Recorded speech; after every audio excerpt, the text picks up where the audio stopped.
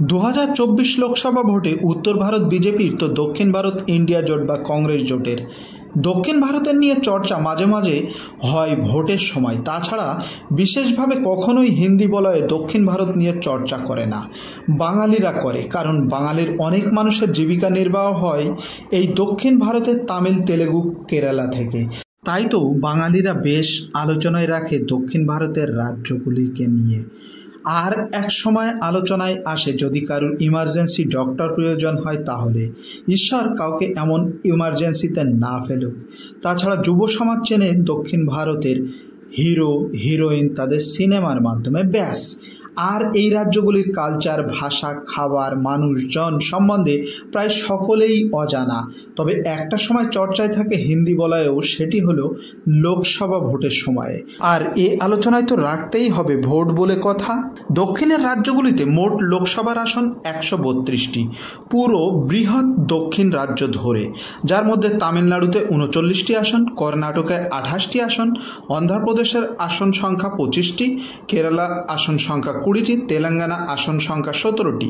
এছাড়াও পুদুচেরি, লাক্ষাদ্বীপ ও আন্দামান নিকোবর দ্বীপপুঞ্জে মোট 3টি আসন আছে, একটি একটি করে। তাহলে আজকের আলোচনায় এই 132টি আসন, ভারতের তামিল, তেলেগু, কন্নড়, মালায়ালম তথা দক্ষিণ ভারতের রাজনীতি নিয়ে আলোচনা আজকে। এনডিএ জোট বা বিজেপি জোট কটি আসন পাবে, আর ইন্ডিয়া জোট বা কংগ্রেস জোট কতটা এগিয়ে থাকবে 2024 লোকসভা ভোটে দক্ষিণ ভারত থেকে?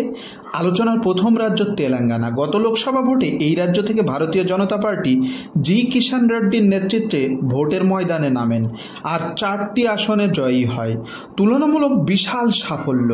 তেলেঙ্গানাতে মোট আসন সংখ্যা 17টি, তার মধ্যে বিআরএস 9টি আসন, বিজেপি 4টি আসন, কংগ্রেস পেল 3টি আসন, আর একটি পেল আসাদ উদ্দিন ওয়াইসির আইমিম।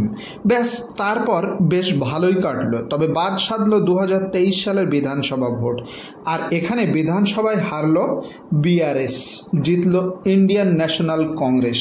এ যেন কংগ্রেস কিছুটা বাঁচার জন্য অক্সিজেন পেল। জয়ের ব্যবধান ভালোই হলো। কংগ্রেস 119 আসনের মধ্যে 64টি আসন পেয়ে জয়ী হলো রাজ্যটি বিধানসভায়। বিজেপি পেল 8টি আসন। ভোটের শেষে বিআরএসের প্রধান কে চন্দ্রশেখর রাওয়ের সাথে জোটের জন্য হাত বাড়ায় ভারতীয় জনতা পার্টি লোকসভার জন্য।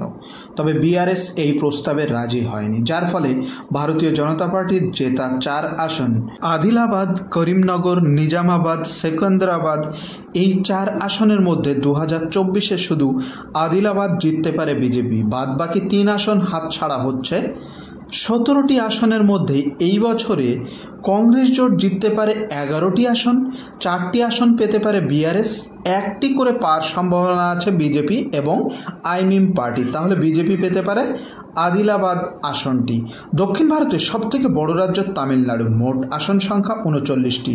ইন্ডিয়া জোট বা কংগ্রেস জোটের পরিপূর্ণতা দেখতে হলে তামিলনাড়ু একটি বিশাল উদাহরণ হয়ে দাঁড়াবে।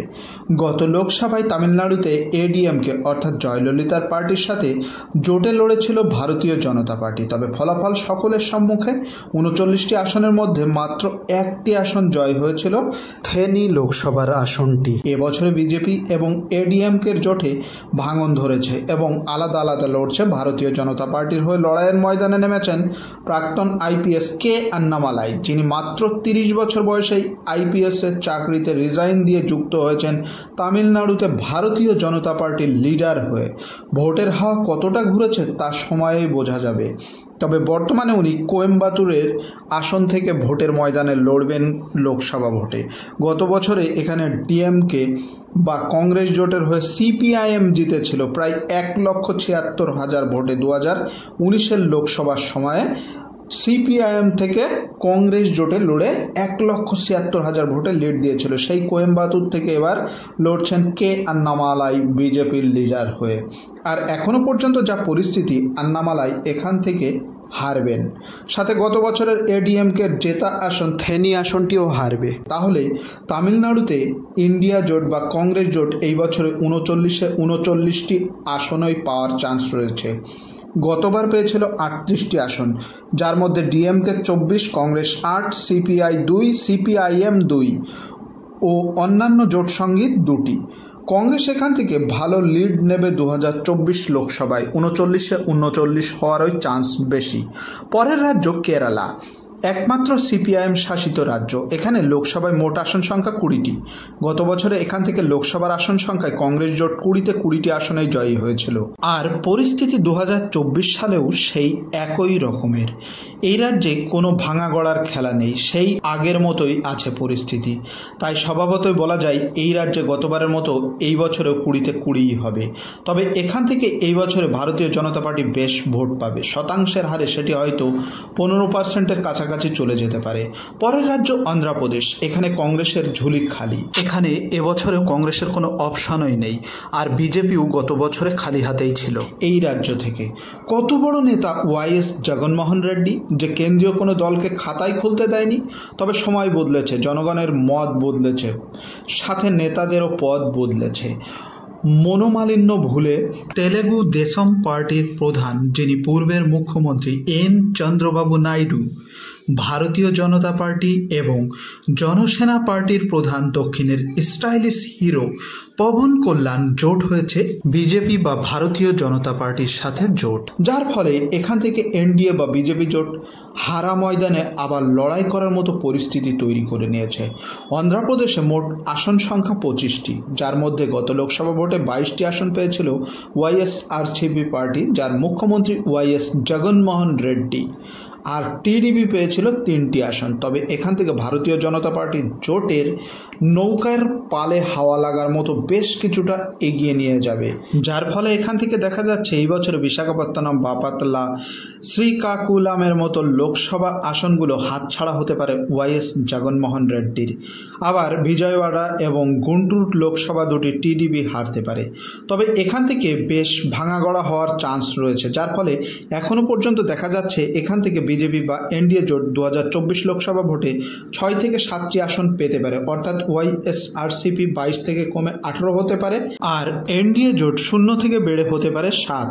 তাহলে এই রাজ্য থেকে ইন্ডিয়া বা কংগ্রেস জোটের কোনো লাভ বা ক্ষতি না হলেও বিজেপি জোটের 7টি আসন লাভ হওয়ার সম্ভাবনা রয়েছে। কর্ণাটক, সবাইকে অবাক করার মতো ফলাফল হয় এই রাজ্য থেকে। কেউ আইডিয়া বা সমীক্ষা করে সঠিক তথ্য বলতে পারে না। মোট লোকসভার আসন 28টি। গতবারে এই রাজ্য থেকে ভারতীয় জনতা পার্টির বিশাল সাফল্য এসেছিল, 28-এ 26টি আসন পেয়েছিল লোকসভা 2019 সালে। তবে এইবার কি হতে পারে? বিভিন্ন সমীক্ষা অনুযায়ী এখানে ভারতীয় জনতা পার্টিকে 28-এর মধ্যে 5 থেকে 20টি পর্যন্ত আসন দিচ্ছে। আসলে কেউ সঠিকভাবে বিশ্লেষণ করে উঠতে পারছে না যে কি হতে পারে এই রাজ্যটিতে। আসলেও তাই, ভোটের রেজাল্ট অর্থাৎ 4 তারিখের আগে কেউ সঠিক তথ্য দিতে পারে না, তবে বিভিন্নভাবে একটা আইডিয়া দেওয়ার চেষ্টা করে। এই রাজ্যটি বর্তমানে কংগ্রেস শাসিত। 2019 সালের ইউপিএ জোটের এইচডি দেবেগৌড়ার জেডিএস বর্তমানে এনডিএ বা বিজেপি জোটের সামিল। তাতে করে ভোটের ফলাফল যেন আরও জটিল হয়ে পড়েছে। তবে যা পরিস্থিতি তাতে দেখা যাচ্ছে 13টি আসন ইন্ডিয়ান ন্যাশনাল কংগ্রেস জিততে পারে, আর বাকি 15টি আসন ভারতীয় জনতা পার্টি বা বিজেপি ও জেডিএস পার্টি জোটে এনডিএ পেতে পারে। এখান থেকে গত লোকসভার পাওয়া 26টি আসন থেকে 11টি আসন লস হতে পারে ভারতীয় জনতা পার্টির। দক্ষিণের 3টি কেন্দ্রশাসিত অঞ্চলে যথাক্রমে আন্দামান ও নিকোবর দ্বীপপুঞ্জে, পুদুচেরি ও লাক্ষাদ্বীপে 3টি আসন আছে, একটি করে প্রত্যেকটি কেন্দ্রশাসিত অঞ্চলের দক্ষিণের। আর ভোটের হার বিভিন্ন সমীক্ষা অনুযায়ী লাক্ষাদ্বীপ ও পুদুচেরির আসন দুটি কংগ্রেস পেলেও আন্দামানের আসনটি এইবারে ভারতীয় জনতা পার্টি পাওয়ার চান্স আছে। তাহলে এই দক্ষিণের মোট 132টি আসনের মধ্যে কোন জোটের লাভ হলো আর কোন জোটের লস হলো? আসন সংখ্যায় গত লোকসভা ভোটে এই রাজ্যগুলি থেকে এনডিএ বা বিজেপি জোটের আসন ছিল কর্ণাটকে 26, তেলেঙ্গানায় 4টি, তামিলনাড়ুতে 1টি, মোট 31টি আসন ছিল 132টি আসনের মধ্যে। আর কংগ্রেস জোটের ছিল তামিলে 38, কেরালায় 20, কর্ণাটকে 2, তেলেঙ্গানায় 3টি আর কেন্দ্রশাসিত অঞ্চলে 3টি। তাহলে মোট 66টি আসন। আর অন্যান্যরা টিআরএস 9, ওয়াইএস আরসিপি 22, আইএমএম 1, টিডিপি 3, তাহলে অন্যান্যরা 35টি আসন। আর 2024 সালে কোন জোটের লাভ হতে চলেছে, তাহলে এনডিএ জোট বা বিজেপি জোটে পেতে পারে 24টি আসন, তাহলে বিজেপির লস হচ্ছে 7টি আসন। আর কংগ্রেস জোটের ছিল গত লোকসভায় 66টি আসন, আর এইবার হতে পারে 85টি আসন, অর্থাৎ 19টি আসন বেশি হতে পারে এই লোকসভা ভোটে কংগ্রেসের।